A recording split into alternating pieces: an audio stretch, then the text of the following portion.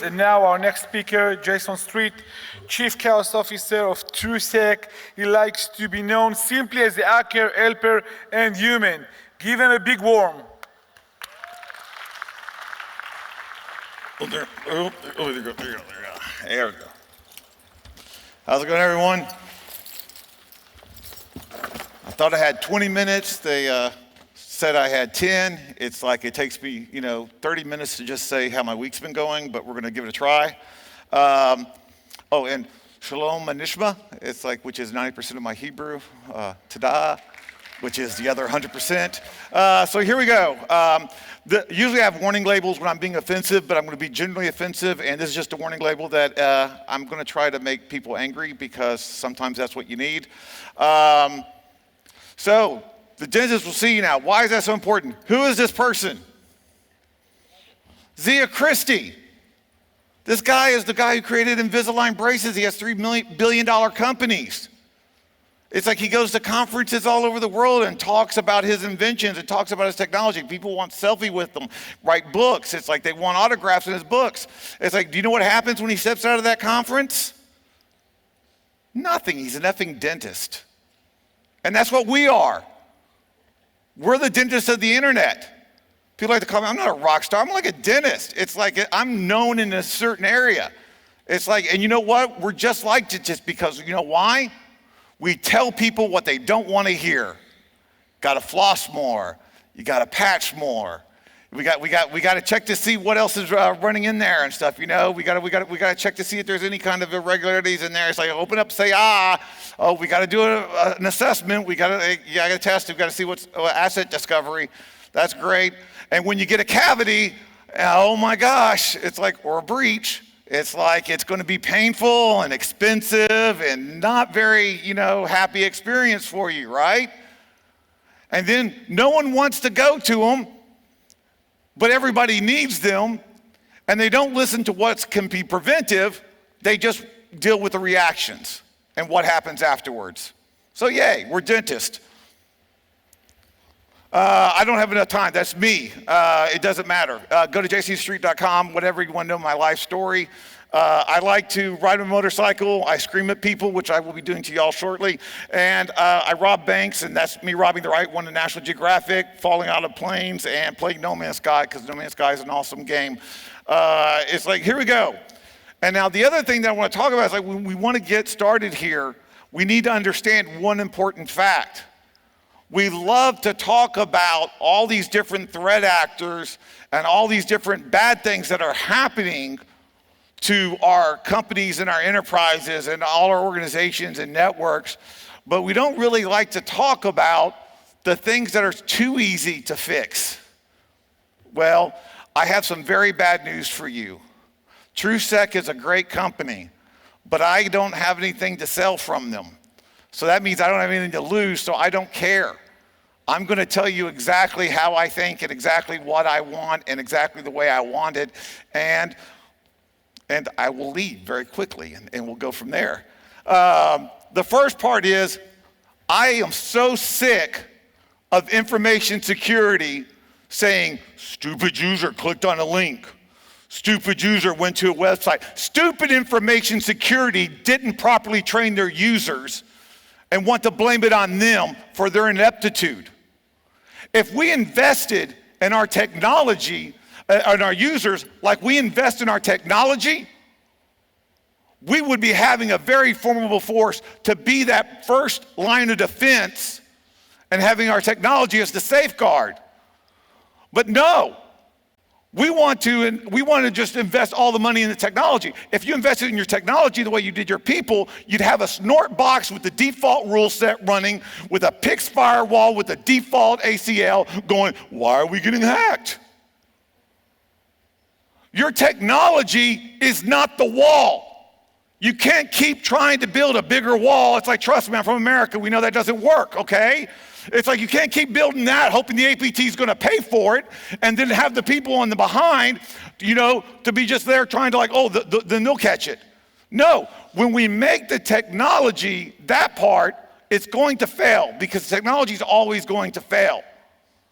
And then the people are not properly prepared on what to do afterwards.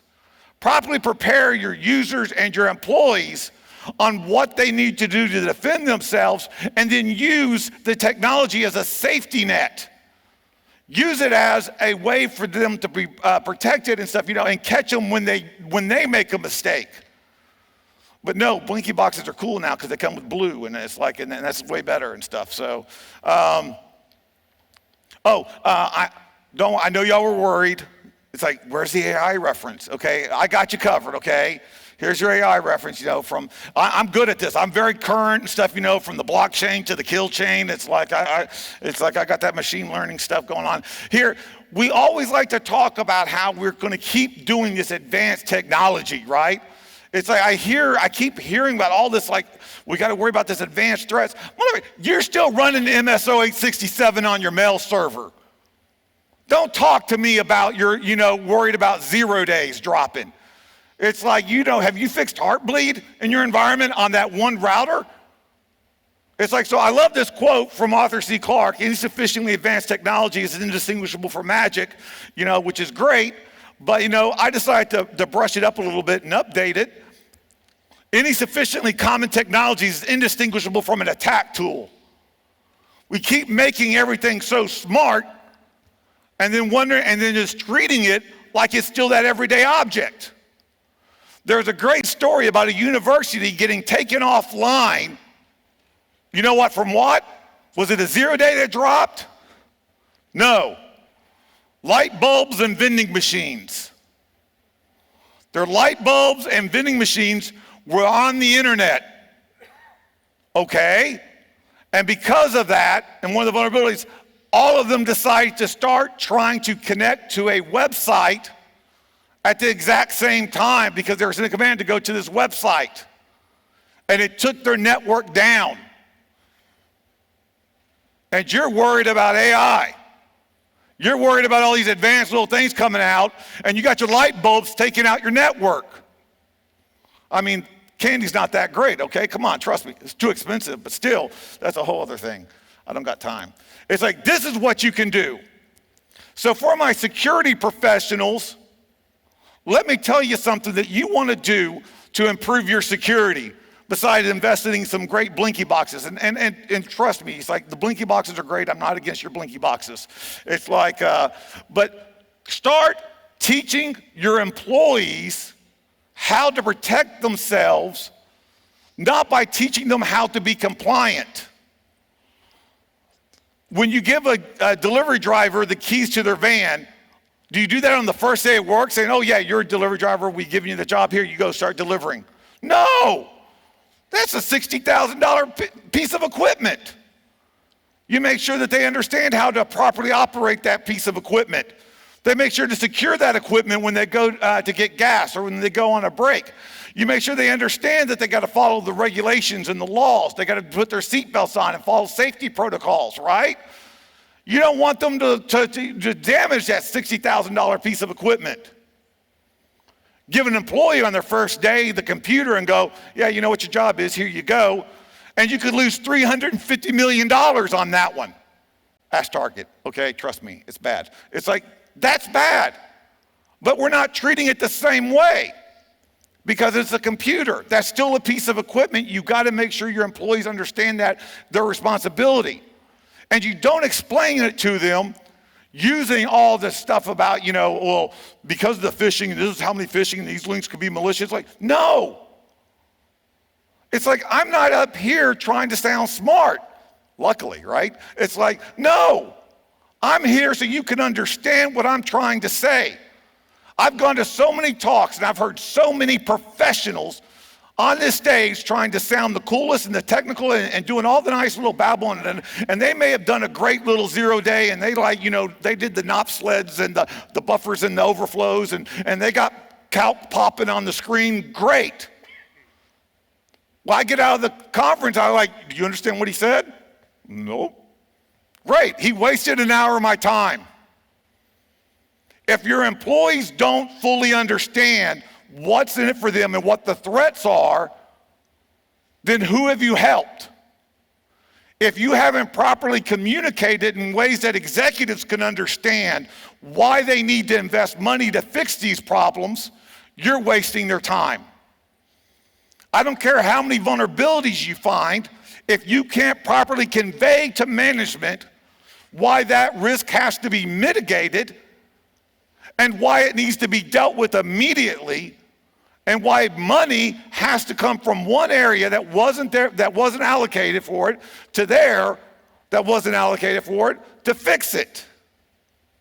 They don't need to understand you. You need to communicate the way they understand. And I know, and the best part about this conference is I know there was a lot of executives and a lot of C-level people here. And so I saved this one just for you, and chef's kiss. You're the problem. Executives are the biggest threat to information security and the security of their company. We're talking about cyber threats. I'm talking about the CEO threat. How many, and I'm not trying to be facetious, I'm not trying to how many executives do you know of that have an exemption to that password policy? Ain't nobody got time for that, changing their policy, their password every 90 days. So they put an exemption in for that. How many CFOs in here do you know that actually have domain admin for some reason? If your executives have an exemption to your security policy, congratulations. You don't have a security policy. Because every person that reports to that executive goes, oh, well, it's got to be, I report to them, so that means I don't need that to worry about that either. And then everybody that reports to them don't need to report, I don't need that policy, I report to them. Eventually, the only person paying attention to the policy is Bob in the mailroom. You've got to make sure if you're an executive, your employees need to know it matters.